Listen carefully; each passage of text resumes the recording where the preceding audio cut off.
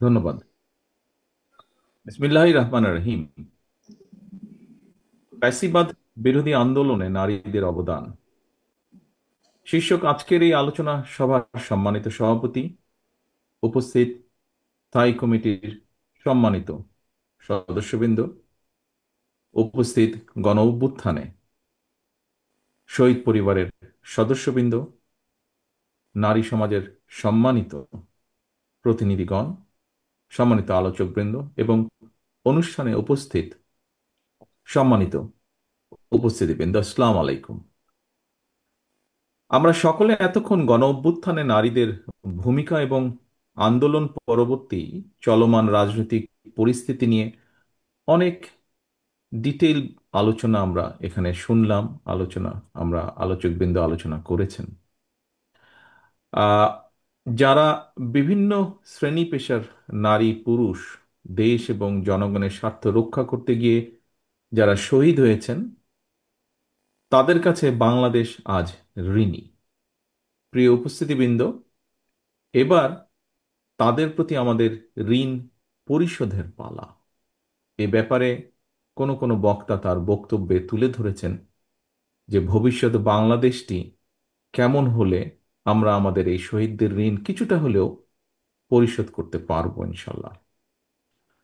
সম্মানিত উপস্থিতিবৃন্দ, 1971 সালের স্বাধীনতা যুদ্ধের অর্জন থেকে 2024 সালের স্বাধীনতা রক্ষার যুদ্ধ, বিভিন্ন সময়ে গণতন্ত্র প্রতিষ্ঠা কিংবা ফ্যাসিবাদ বিরোধী 1.5 দশকের আন্দোলন, প্রতিটি সংগ্রামে আন্দোলন সংগ্রামে মানুষের পাশাপাশি নারীরাও লড়াই করেছেন, জীবন দিয়েছেন।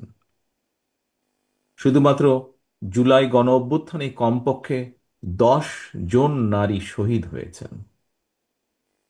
আমি ব্যক্তিগতভাবে বিশ্বাস করি একজন নারী সংগ্রামী অবদানকে শুধুমাত্র হতাহতের সংখ্যা দিয়ে বিবেচনা করলে সেটি হবে নারীর আত্মত্যাগের প্রতি অবিচার।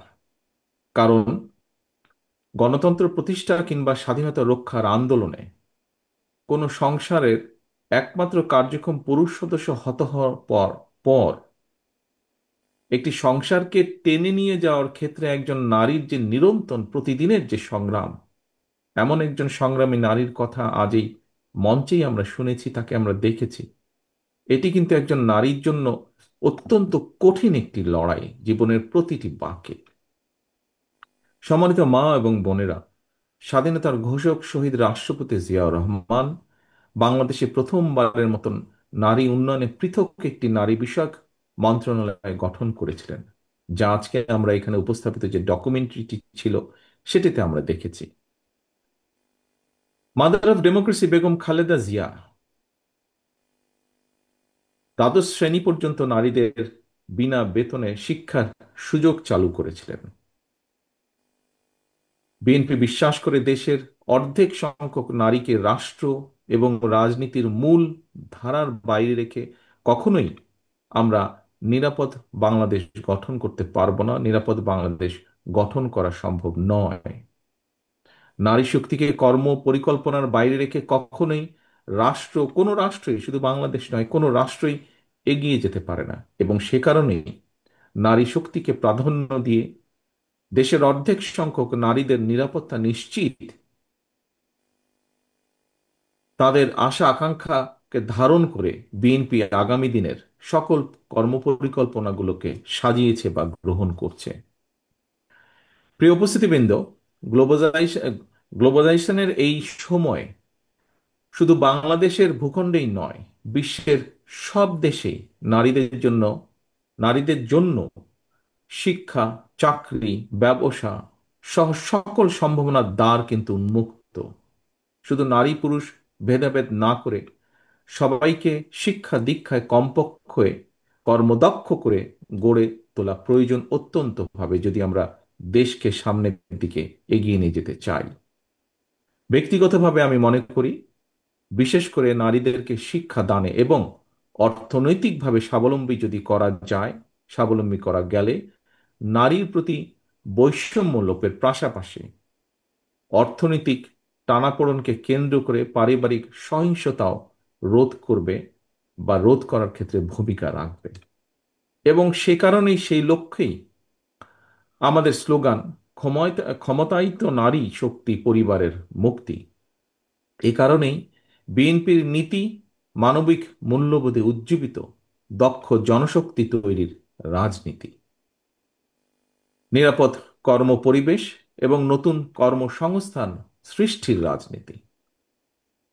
সম্মানিত মা বোনেরা, যদি তুলনামূলক বিচারে দেশে নারী প্রধান পরিবারের সংখ্যা বাড়ছে, তবে দেশের অর্ধেক নারীর মধ্যে অর্থনৈতিক স্বাবলম্বিতার বিচারে নারীরা কিন্তু এখনো অনেক পিছিয়ে আছে বাংলাদেশের প্রেক্ষাপটে।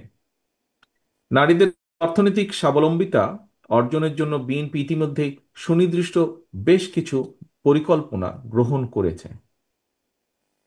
বাংলাদেশে আমরা যদি একটু খেয়াল করে দেখি, আপনাদের নিশ্চয়ই অনেকেরই ধারণা আছে, বাংলাদেশে পরিবার হিসাবে যদি আমরা চিন্তা করি, তাহলে পরিবারের সংখ্যা প্রায় 4 কোটি।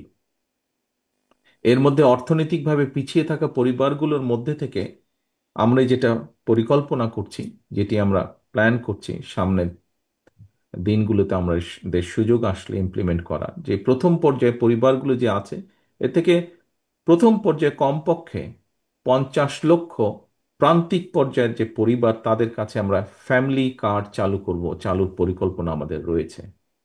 ইনশাল্লাহ আসন্ন নির্বাচনে বিএনপি জনগণের রায় রাষ্ট্র পরিচালনার সুযোগ পেলে পরিবারের নারী প্রধানের নামে কিন্তু আমরা এই ফ্যামিলি কার্ডটি আমরা ইস্যু করব। এর লক্ষ্য বা কি, উদ্দেশ্য কি হতে পারে, খুব সংক্ষেপে আমি আপনাদের সামনে 2 লাইনের মধ্যে বলার চেষ্টা করব। সেটি হচ্ছে, প্রান্তিক পরিবারগুলোকে প্রতি মাসে রাষ্ট্রীয়ভাবে আর্থিক অথবা প্রয়োজনীয় খাদ্য সহায়তা প্রদান করা হবে। আমরা আশা করছি এই ধরনের উদ্যোগে পরিবার এবং সমাজে একদিকে নারীর অর্থনৈতিক ক্ষমতায়ন ঘটবে, অপরদিকে পরিবারগুলোর সামনে ধীরে ধীরে স্বাবলম্বী হয়ে ওঠার সুযোগও তৈরি হবে।